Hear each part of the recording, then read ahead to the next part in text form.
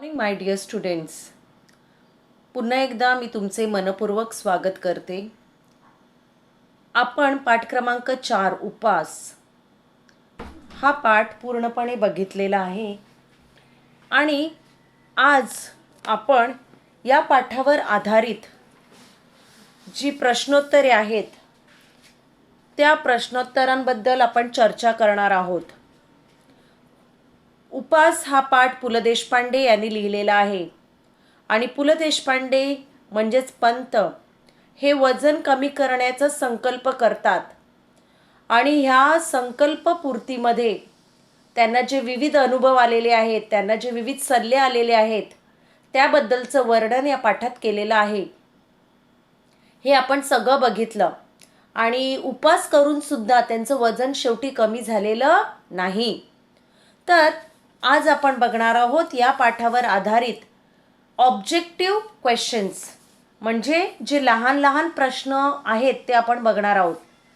सर्वात प्रथम तुमच्या पुस्तकांमध्ये पान क्रमांक 13 ह्यावरती हा प्रश्न विचारलेला आहे. प्रश्न क्रमांक 1, आकृत्या पूर्ण करा.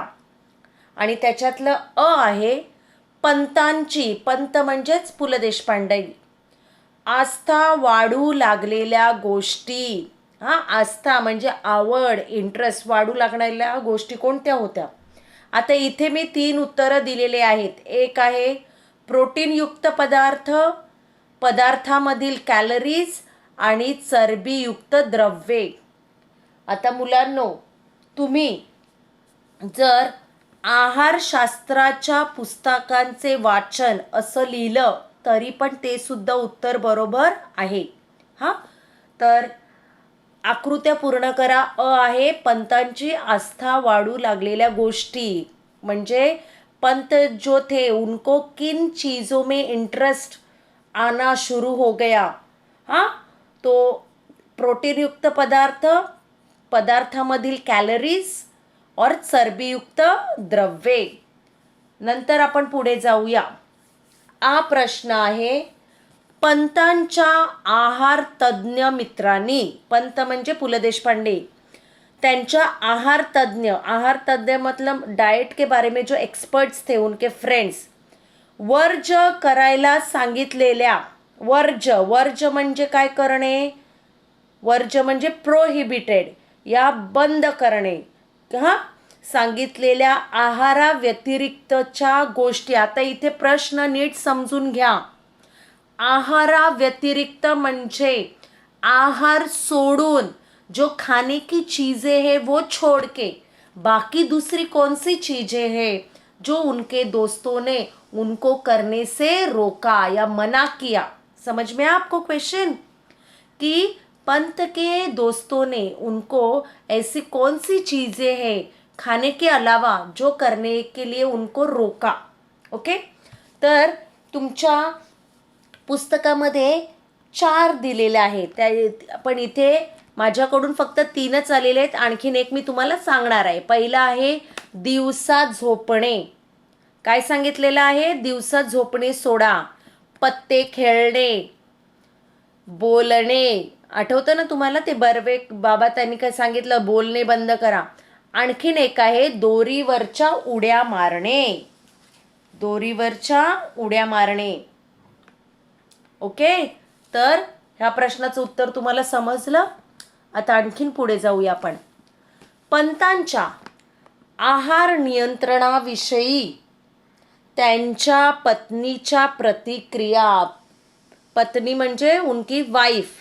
प्रतिक्रिया मतलब उनकी रिएक्शन क्या थी, उन्होंने वो कैसे एक्साइटेड थी, उन्होंने क्या किया, वो आपको 4 पॉइंट्स में लिखना है. तर इथे बघा, पहिलं चमत्कारिक पदार्थ बनवणे. चमत्कारिक, कुछ अलग अलग चीज़ें वो बनाने लगी. पडवळे उकडून खायला देणे. मी तुम्हाला पिक्चर दाखवलेलं पडवळ. ये एक वेजिटेबल है, स्नेक गॉड जिसे हम इंग्लिश में बोलते. पतली रहते और लंबी रहते. सडपातळ भाज्यांचा खुराक सुरू केला. सडपातळ मतलब पतली जो सब्जियां थी, थीन, उनका खाना उन्होंने शुरू किया. बाळसेदार भाज्यांची स्वयंपाकघरातून हकालपट्टी.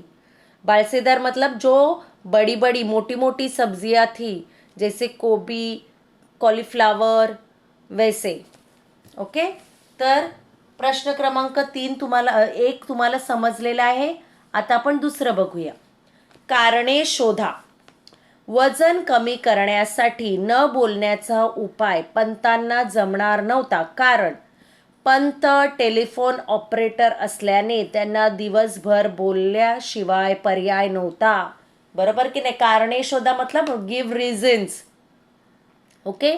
कि बोलने पंतांना जमणार नव्हतं, कारण ते टेलीफोन ऑपरेटर, उनका जॉब था, वहां पे उनको बोलना ही कंपल्सरी था. सेकंड, बाबा बर्वे पंतांच्या समाचाराला आले नाही. तर या प्रश्नाचं आता 2 प्रकारे उत्तर होऊ शकतं. एक आहे, मुळातच बाबा बर्वेंचा लेखकावर आधीपासूनच राग होता. काय सांगितलेलं आहे की बाबा बर्वे यांचा लेखकांवर आधीपासूनच राग होता. आणि पुढे काय सांगितलेलं आहे बघा, की तुम्ही आणखी असंही लिहू शकता की उपास हे त्यांचे खास राखीव कुरण होते. हे जरी तुम्ही लिहिलं तरी तुमचं उत्तर बरोबर येणार आहे. हे पण बरोबर उत्तर आहे. ओके. चला आता आपण 3 बघूया. काय आहे प्रश्न क्रमांक 3. तर संकल्पनांचा अर्थ स्पष्ट करा. संकल्पना मतलब क्या? कंसेप्ट क्लियर करना या डिस्क्राइब करना. तर पहिली संकल्पना तुमच्या पुस्तकामध्ये पान क्रमांक 14 वर दिलेली आहे, भीष्म प्रतिज्ञा. आता भीष्म प्रतिज्ञा म्हणजे काय, थोडक्यात तुम्हाला याचं उत्तर लिहायचं आहे. आता मी इथे तुम्हाला समोर उत्तर दिलेला नाही, मी फक्त बोलते, ते तुम्ही ऐका उत्तर. महाभारत या महाकाव्यातील भीष्माने आजन्म अविवाहित राहण्याची प्रतिज्ञा केली. ही प्रतिज्ञा जीवनाच्या अंतापर्यंत पाळली. तेवढ्या ताकदीने केलेल्या प्रतिज्ञेला भीष्म प्रतिज्ञा म्हणतात. बघा, म्हणजे तुम्ही जर एखादा संकल्प करता या आप अगर कोई प्रतिज्ञा लेते और उस प्रतिज्ञा को सीरियसली लेते और उस प्रतिज्ञा को कंप्लीट करते, तो उस प्रतिज्ञा को क्या बोलेंगे? भीष्म प्रतिज्ञा. ओके. तो महाभारत ये आपको मालूम है, एक नॉवेल है, एक बुक है. और वहाँ पे भीष्म नाम के एक कैरेक्टर थे, एक व्यक्ति थे, और उन्होंने आजन्म मतलब पूरी लाइफ, फुल लाइफ अविवाहित रहने का उन्होंने प्रतिज्ञा ली थी, और उस प्रतिज्ञा को उन्होंने पूरा किया. तो इसलिए उसे बोलते भीष्म प्रतिज्ञा. अगर हम लोग कोई भी संकल्प लेते और वो संकल्प सीरियसली हम लोग कंप्लीट करते, तो उसे बोलते, वहां से वो नाम पड़ गया भीष्म प्रतिज्ञा. ओके. सेकंड वन, बाळसेदार भाज्या. आता बाळसेदार आणि सडपातळ भाज्या ह्या विरुद्धार्थी आहेत शब्द झाले. आता बघूया, ज्या भाज्यांमुळे कॅलरीज वाढून शरीर गुटगुटीत होते, गुटगुटीत मतलब क्या? चब्बी, हेल्दी, अशा भाज्यांना बाळसेदार भाज्या म्हणतात. पुन्हा एकदा मी सांगते की ज्या भाज्यांमुळे कॅलरीज वाढून शरीर गुटगुटीत होते, अशा भाज्यांना बाळसेदार भाज्या म्हणतात. उदाहरणार्थ कोबी, कॉलीफ्लावर वगैरे भाज्या. जैसे आलू भी हो सकते. ओके. थर्ड वन, वजनाचा मार्ग भलत्याच काट्यातून जातो. मतलब वेट का जो कम करने का रास्ता जो है वो मुसीबतों से घिरा हुआ है, परेशानियों से घिरा हुआ है. आता बघूया, वजन कमी करण्यासाठी पंतांनी जो संकल्प केला, तो संकल्प पूर्ण करताना पंतांना अनेक अनुभव आले. अडचणी व समस्या यांना तोंड द्यावे लागले. वजन कमी करणे सोपी व सहज गोष्ट नाही, हेच आपल्याला यातून समजते. पुढे, असामान्य मनोनिग्रह. मुळातच अफाट खाण्याची सवय असलेल्या, खाण्यापिण्यावर संयम नसलेल्या पंतांनी, बघा पंतांना खाण्याची सवय आहे आणि त्यांचा खाण्यावर कंट्रोल नाही. संयम मतलब क्या? कंट्रोल. पंतांनी उपवासाचा निर्णय घेतला. त्यांनी कोणता निर्णय घेतला? उपवासाचा. सगळ्यांच्या सल्ल्यानुसार वागणे, वजन कमी करण्यासाठी विविध उपाय करणे यालाच असामान्य मनोनिग्रह म्हणतात. म्हणजे बघा, त्यांच्यासाठी ही सामान्य गोष्ट नाही आहे, असामान्य आहे, कुछ अलग है उनके लिए, इसलिए उसे बोलते असामान्य मनोनिग्रह. तर मुलांनो, तुम्हाला संकल्पना व्यवस्थित समजल्या असतील. आता आपण पुढचा प्रश्न क्रमांक 4 बघणार आहोत. काय आहे प्रश्न क्रमांक 4? शब्द समूहासाठी पाठातून एक शब्द शोधा. तुम्हाला इथे शब्दांचा समूह दिलाय, ग्रुप ऑफ वर्ड्स, और उसका मीनिंग का एक ही शब्द आपको लिखना है. फर्स्ट वन, ठरवलेले व्रत मध्येच सोडणे, त्याला म्हणतात व्रतभंग. उत्तर काय आहे? व्रतभंग. व्रत तोडणे, भंग म्हणजे मोडणे. वजन घटवण्यासाठी आहार बदलण्याची कल्पना, त्याला म्हणतात आहार परिवर्तन. आहार बदलने, आहार मतलब डाइट में खाने पीने का जो हमारा तरीका है वो बदलना. थर्ड वन, भाषेचा नदीसारखा प्रवाह, वाक प्रवाह, वाक्याचा प्रवाह, फ्लो, जो बोलने का जो फ्लो रहता है, हाँ वो.